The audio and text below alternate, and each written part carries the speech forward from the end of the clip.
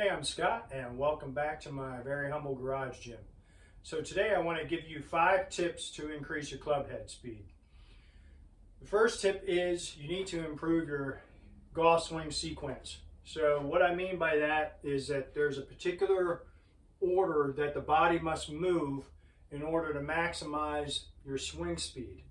What most amateur golfers get wrong is that part in the golf swing involving the transition from the backswing to the downswing. Most amateurs start that downswing with their upper body, and what that creates is the early release of the club, and they lose the stored up energy. So what needs to happen is you actually need to get the hips going towards the target and starting the downswing before the shoulders are even done turning.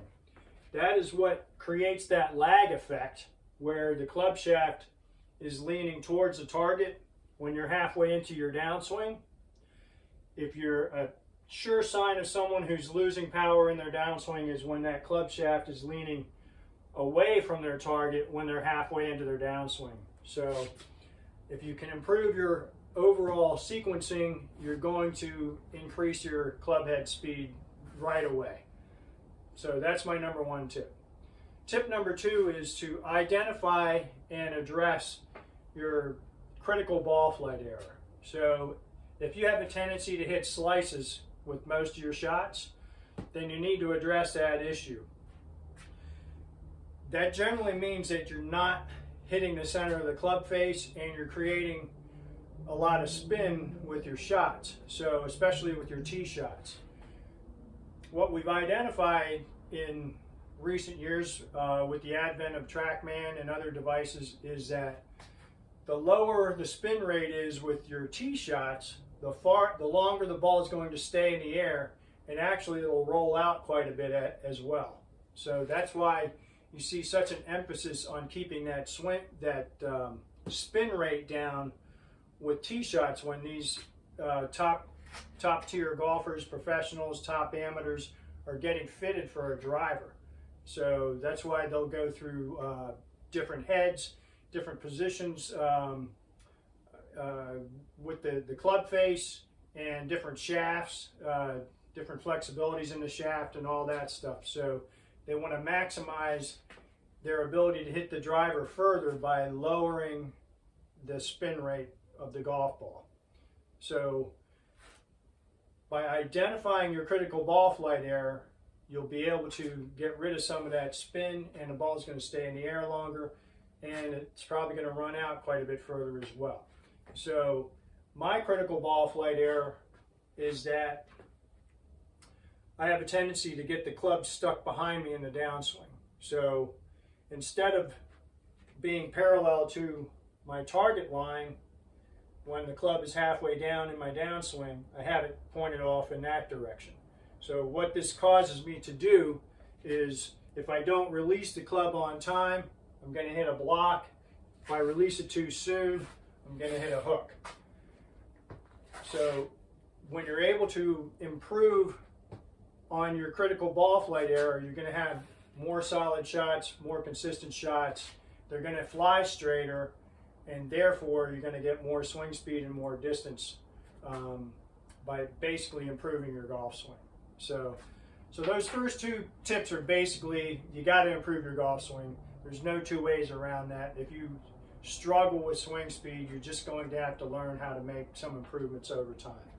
So with that said, tip number 3 is get into the gym and get stronger. If you pay attention to the guys that are guys and women who are competing in World Long Drive Championships, they're all training in the gym now to get stronger.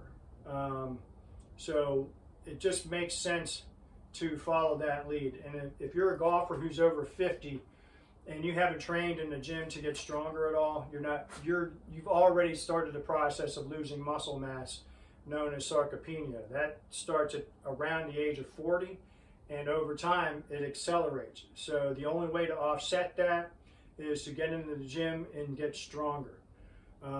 So I can't emphasize that point enough. You've seen me say that in other videos, so I'm not going to belabor that point. Okay, so the next tip I have is get more mobile. If you have trouble getting into certain positions, say creating more width in your backswing, and by width we basically mean hands further away from the body.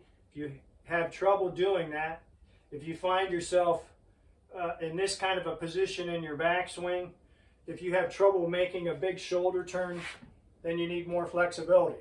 So get started with a general stretching program.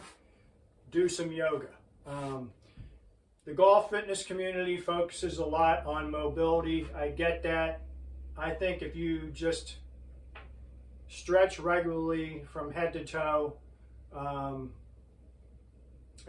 I cover some stretching movements on here and also at my website, or if you do yoga regularly, you're going to get the mobility that you need over time to be able to basically improve your abilities with your golf swing. So the main issues are improving your ability to turn your hips a little bit further, the shoulders further, and getting the arms extended a little bit further behind you into your backswing. So work on your mobility.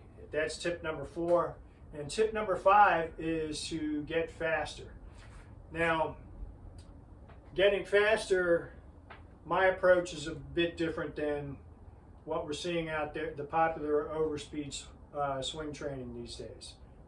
If you look at athletes that compete, say in the Olympics, the way they get faster is by doing plyometrics and a lot of sprints. So if you've got some wear and tear to your body, plyometrics and doing some sprints might be a bit taxing. So you should get with a coach to figure out what would work best for you. If you've got some knee issues, hip issues, or whatnot. So you do have to be careful with this kind of training. However, I prefer this kind of training over overspeed training with the golf swing, because the golf swing itself is not a natural human movement pattern, and it creates a lot of wear and tear on the body as it is. So the last thing that I really want to do is work on my golf swing on the driving range by hitting, a good number of golf balls, even though I try to limit it to 50 or 60 per session, and then follow that up with trying to swing as hard as I can with some of these devices that are available out there, and then following that up by swinging as hard as I can with my driver. Since I'm approaching 60 years old, I know that's just going to add more wear and tear onto my body. The golf swing is hard on the joints, the shoulder, the elbow, the wrists, hips, back, knees. So I want to limit that as much as possible. So my preference is to stick with movements that are more similar to what we would do naturally. Jumping and sprinting are two more natural types of movements. And you don't have to do a ton of that stuff to really get the true benefit of it. So those are my 5 tips to increase your club head speed. Work on your sequencing. Improve your golf swing by identifying your critical ball flight error. Get stronger, get more flexible, and get faster. If you have any questions, feel free to shoot me an email, scottcolegolf@aol.com. Be sure to check out the website, scottcolegolf.com. I hope you like this video, subscribe to the channel, and a great way to help you improve your game is to sign up for my newsletter. I've got a lot more tips like this coming your way if you get signed up with the newsletter. And thanks for watching, and we'll see you down the road.